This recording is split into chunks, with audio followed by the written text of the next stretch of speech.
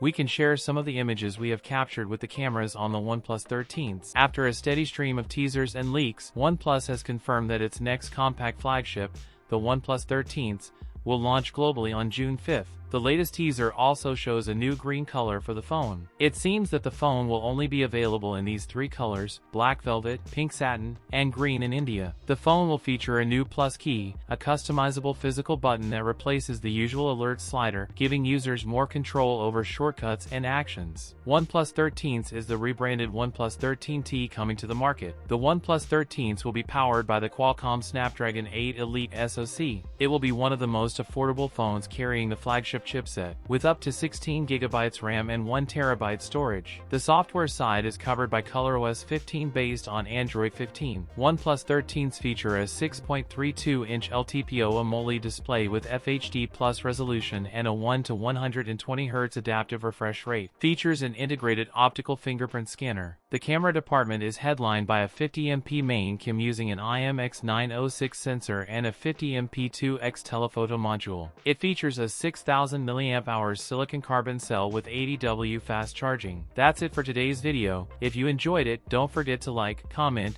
and subscribe for more content. Thanks for watching, and I'll see you in the next one.